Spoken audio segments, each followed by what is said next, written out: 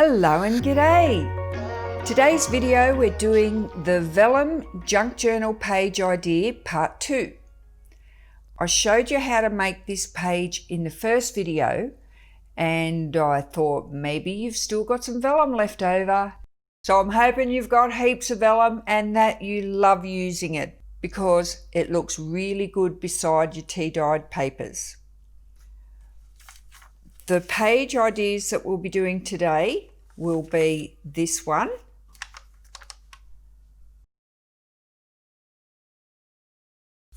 and this one,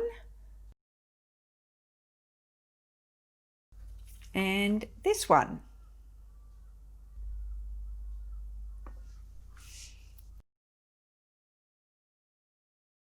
To make these up, I've got a printable instruction sheets as well as a pattern.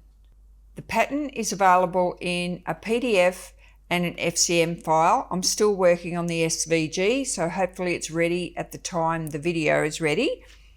I'll leave the sewing one until last because then I get the machine out. So we'll start with this one first.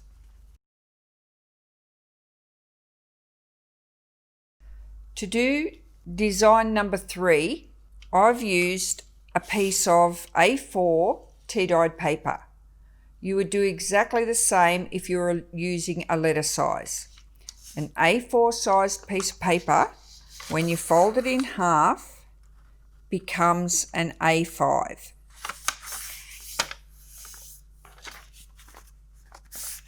A letter size piece of paper folded in half becomes a half letter.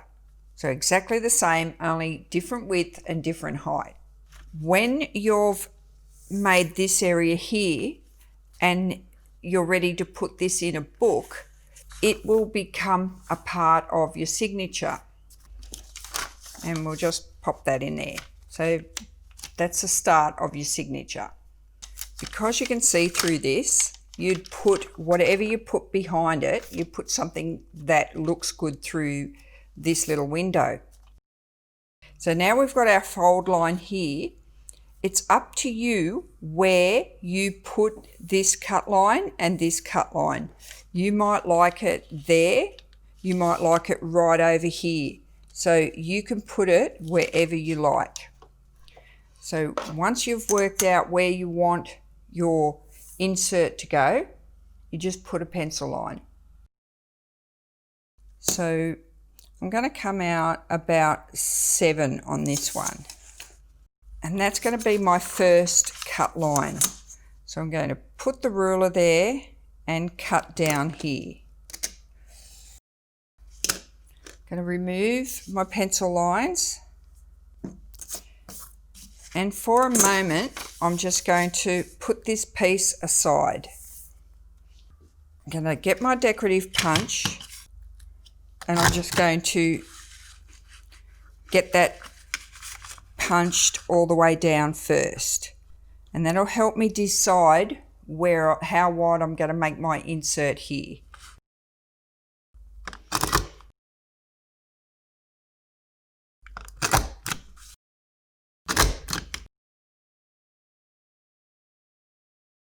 Now any pieces that don't punch out like that, don't pull them off because they will tear your paper. So you want to get your scissors and cut them off to keep it nice and neat.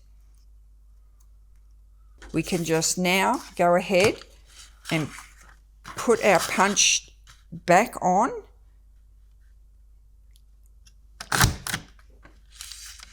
and decorate the edge.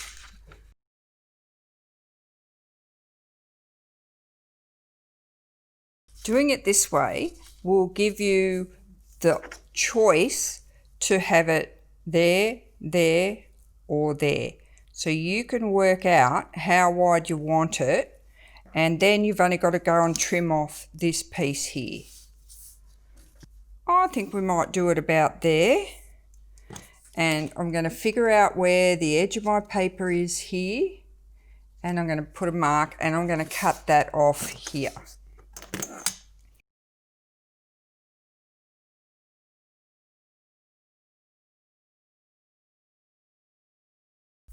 All right, so there is our insert area cut out now. All we've got to do now is pick a piece of vellum to be glued behind that area.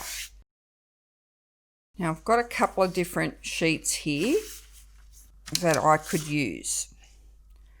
So I could put that there. So all you do is do that and have a look at what you want. So if you like purple, you figure out where you want that to go. You don't want anything too competing because this edge trim is meant to be the hero. It's meant to be the focal point. So here's another one with just some soft flowers. What you've got to remember is whatever paper you use in here, whatever page is behind it is what you're going to see. So if that page was there, that's what you're going to see behind it. So you need to pick your paper to show off the page behind it. Now I've got some of this leafy print left over. So now we need to trim this off.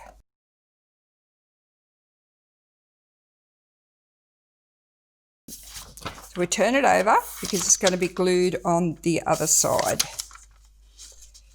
And I'm only going to glue it just to the edge of the pattern.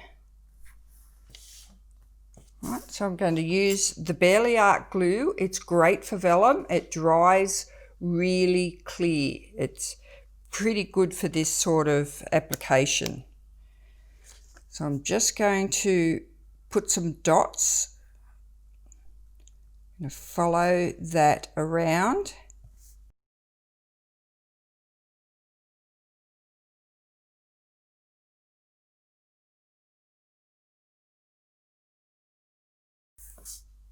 See, by using the dots how it disappears?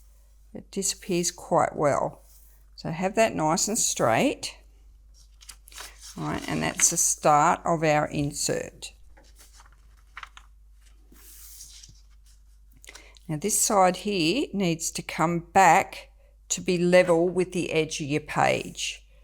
So to do that, you can put a pin there, which I call a pin, a dog clamp,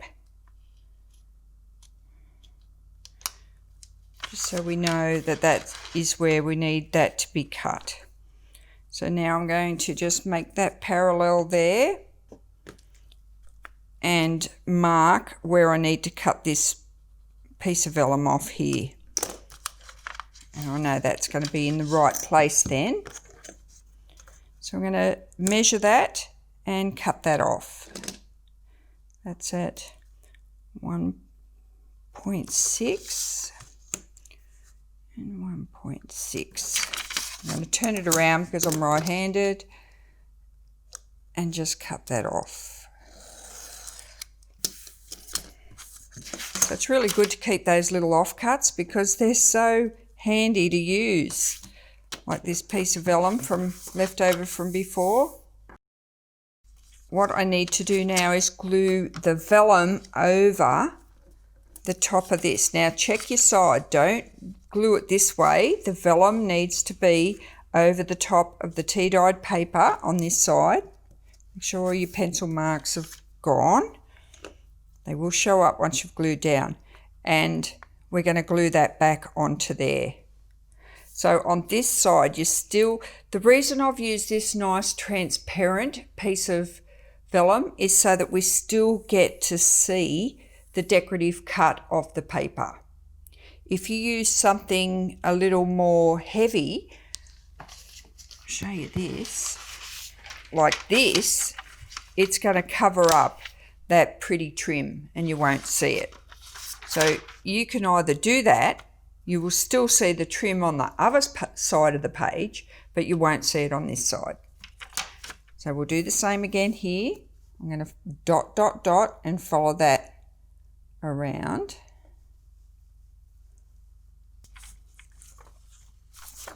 And then I'll just pop that back on.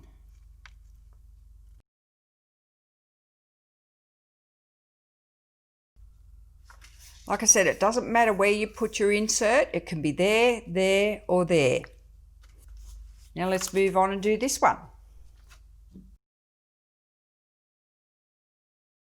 Well, you'll like this one. It's nice and easy. We start off with a full sheet of paper and we need to cut out 3 windows and put a piece of vellum behind. It goes on this side so that you can just see the vellum windows through the front. When you put this in one of your signatures, you get to see whatever you put behind it like this. It looks really nice. So again, you've got to plan what you put behind it, and that's the whole idea of it. If you want to show something off pretty like that, you put something very showy behind it. This one here, I used shop-bought marbled paper. Right, now that looks like this. It's called 𝗷𝗶𝗴𝗶. So this one here, I don't know where it come from. I got this out of my mum's stash. In the kit, you get the instruction sheet and the pattern. So the instruction sheet, all it does is tell you that you print out your pattern. When you print your pattern out, print it to actual size or 100%. You won't see the border because the border is the size of your page, which is the full sheet folded in half to make the size of your page. Then you just get your craft knife and cut out your windows. So you put your knife on your top corner and your ruler and you just cut down and just stop here at the bottom corner and do that all the way around. So once you've cut out your pattern, it will then look like this. Say you've got a blank piece of paper and you've got your template. Then you can put this anywhere you like. Say if you want your windows further over and closer to the line, just move it over so you've got a space here. All right, you can do that easily. You can move it further over there. Just know where your fold line is here. That's important. So if that's your fold line, say if you're making your page narrower, say it ends there, you might only want 2 windows. Just use your template and trace out 2 windows. You might only want 1. You can do that as well. Doesn't matter whether it's tea-dyed paper or marble paper, any paper you want to use for your page, and then just trace that on there and cut them out. I've done one ahead of time just to save time, and here is mine all cut out ready to go. And it's an A4 size. This is 100 GSM, this paper. So I'm just going to turn it over and I'm going to fold it. So just fold it in half to make it your page size. All right. Now it's a little tiny bit wider here because when I put this in my signatures, say if I was to put that on here, I've got enough room to trim back my pages when I put them inside the book cover.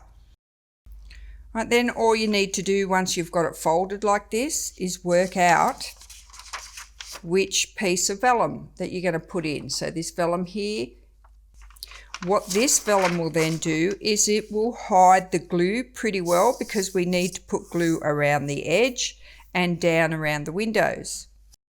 You need it to be almost to the fold line here. I've got it on the instructions. See that piece there? That's the fold line of your page. I've got the vellum at the moment tucked right into the fold line. I'm going to pull it to the right ever so slightly and have it just away from the fold line. That's where this needs to be cut. So you can do 2 things. You can cut it exactly the same width and mark it here, and then trim off that tiny little bit here so it doesn't hit the fold line. You can do that, or you can just mark it there and just come back and trim it that bit shorter here right from the get-go. And I'm going to come back just ever so slightly so that it doesn't hit my fold line, and cut that off. Okay. So if I put it on the front here, you'll see what I mean. If I put it level with the cut line there, it's just ever so slightly short of the fold. All right, now we open up the page and help it lay flat. And we need to glue now short of that fold line and around the edge and around the windows. So I'm using the Barely Art glue again because I know it dries nice and clear. Before I do that, I'm going to make sure that that's the right side of my vellum. So I want it showing on this side of the page. So I'm going to put it there. So when I pick it up, I know I'm picking up the right way. And I'm just going to glue around very quickly, because if I talk to you while I'm gluing, my glue will dry, and I don't want it to dry because I've got quite a bit of glue to put on. And then I'm going to throw the vellum straight on so the glue disappears behind the vellum.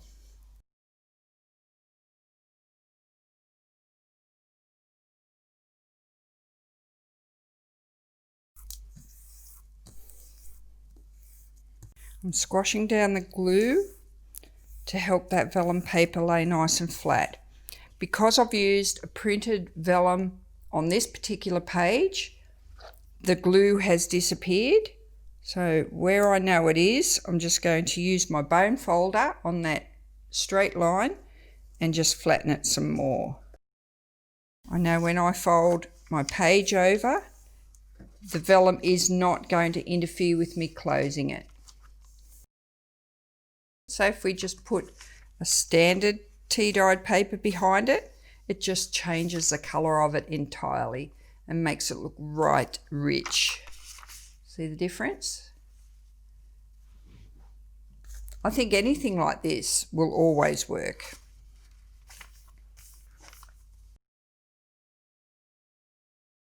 This one here is pretty much the same as this one.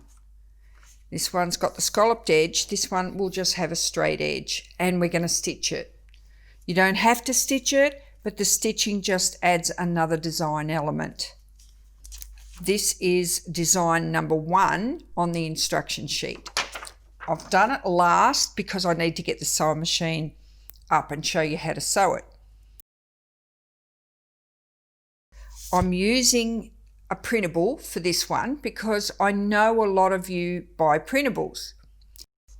This particular printable has been made by 𝗱𝗄𝗄𝗏. She's got a lovely faux coffee dyed paper set. I'll put the link below for you and you can get this yourself. I absolutely love it. I've been using it a lot lately. So this one here I've used for the colour, but you can get some that have got the coffee dyed look and it's great too. What I've used to get this one here is paper number 19 for this one, and paper number 20 I printed on the opposite side just so that I had some other colour there and it's not just stark white. So it's perfect for that. There's a couple of great sheets there to do that with. I've explained borders in a previous video, but I'll briefly do it again now.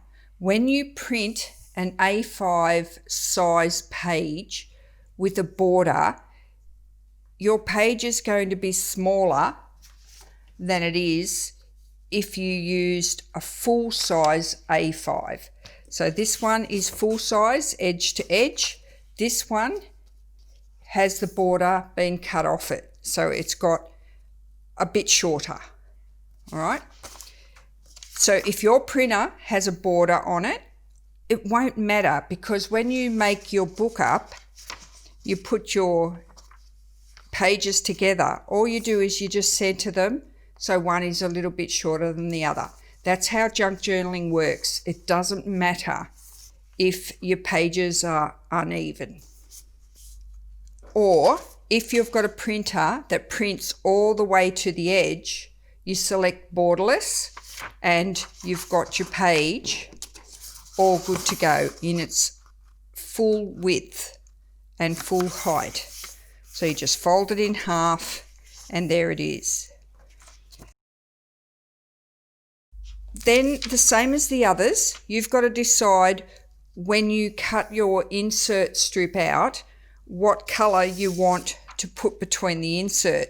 This one's got a bit of purple in it, very slight purple, so therefore it makes sense to put something purple with it. Or you can print your own. This was a plain clear piece of transfer paper, or tracing paper actually. It was tracing paper. I just got a rubber stamp and repeated it. You need permanent ink to do this so it doesn't smudge. Once it's dry, it won't smudge. So you can do something like that, or you can use your clear white or a pattern print, whatever goes with it. So we'll cut this one out and get it ready. So you decide where you want your insert to go, same as the others. So if you wanted to stick with what I've done here for the A5, it's roughly 8.5 centimetres from the fold line. So my first cut line will be there. We'll fold it over so you can see it as if it was a page. So first off, I'm going to trim this down here. Now put that back on there underneath the vellum piece, because we're using the vellum as a decoration. Just enough to come under it. I've put about 10 millimeters on the instructions, but it won't matter if it's less, as long as it's wide enough to hold a stitch. Then here we only need to cut off this back to here to make our page level. What we can do there is leave that on there and stitch down this first, and then turn it over and cut this off so that it's not in any way too short. So I'm going to put a few glue dots on here just to hold it in place to sew it, and very little because I don't like putting glue on my machine. Just putting 4 down here. And I'm just going to pop that on there. Just needs to be wide enough for a zigzag, or if you want it to be more decorative, a little bit wider, about 10 or so millimeters.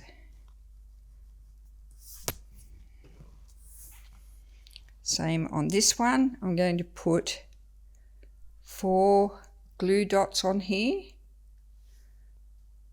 Only needs to hold it in place until I sew it down. It's not meant to be the permanent glue thing. If you don't have a sewing machine, yeah, you'll need to glue it down permanently.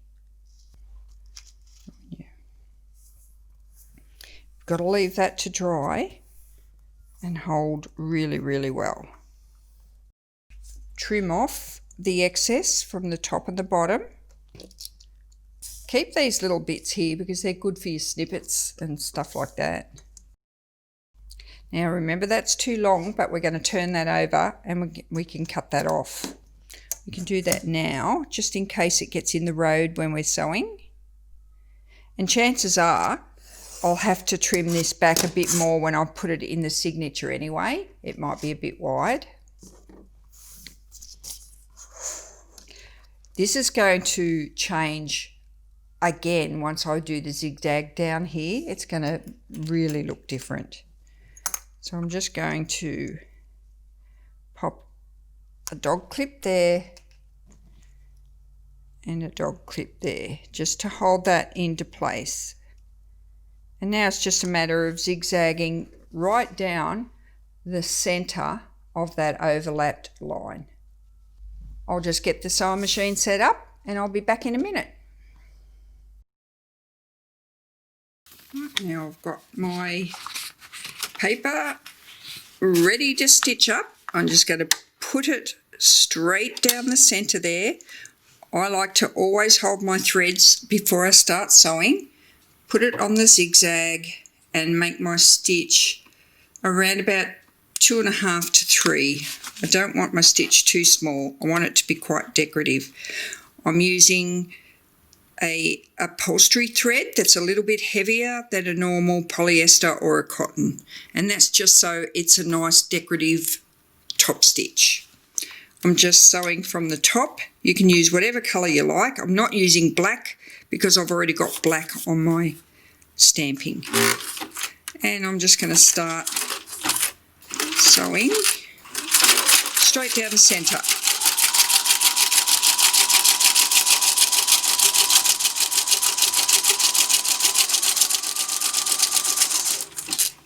Stop and take the little clips off.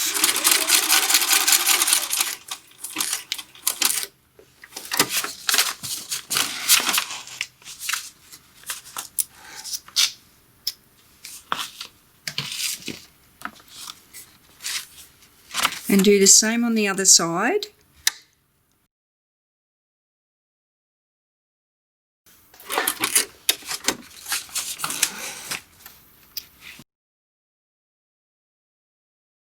It is very different to the very plain piece. So you can use exactly the same technique just by changing out the vellum. You can have a different look. If you haven't got a sewing machine, you don't have to stitch it, just glue it in. It will still look lovely. In part 1, I showed you how to pull your threads through and tie them off. We can do the same again on this one. I can't show you the close-up on that one because it was too much of a mess, so I'll show it to you on this one. Here, you've got your bobbin thread at the bottom. You've got your top stitch at the top. Okay, we are going to get the bobbin stitch and just give it a little pull. When you pull it, it actually forms a loop here from the top stitch. You get that loop and you start to pull it. When you pull that loop, it moves from that side of the paper through to this side. You pull it all the way through so it's no longer on that side, and see that neatens up that side altogether. It's no longer on that side. It's pulled all the way through to this side. Then you just tie that off and it finishes it up. Makes it a lot neater.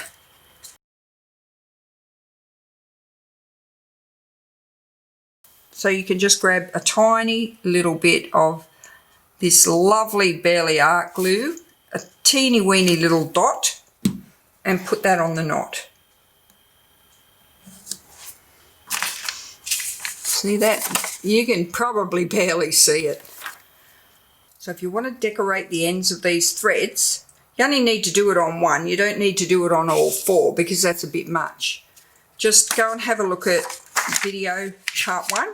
And I'll show you how to make these little discs and put on the end. They're very simple, but they look really good. So I'm just going to cut these off on these ones. Okay, so there's not a lot of difference between the one that had the border cut off it and this one is the borderless one. So there's a little bit. As I showed you before, you'll notice this one is not as tall, but it's still as effective. So that one looks pretty good too. And you could put as many strips as you like in there, but one's always enough. One always looks pretty good when you open that up. Let's put something inside it so we can see what it looks like. We'll put that in there and see how you just see the hint of the flower coming through that. You don't need to see a real lot. It's not as showy as this one. This one's got that richness and it shows off a bit more. This one's going to give you a whole different look, but nevertheless still super effective. I'll show you with this one, which is a plain. And it's just got the plain at the bottom, just with a hint of colour at the top. Anything works. Mix it up. Change it. So these are our 3-page designs for part 2. I'm Donna. Thanks for watching and bye for now.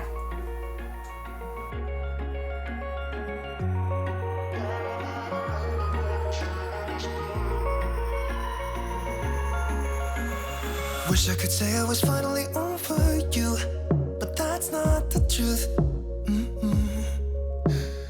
Everyone always keep falling in love again. The fuck's wrong with them? I don't understand. Maybe it will pass by. Someone save me for I pass out. I'm too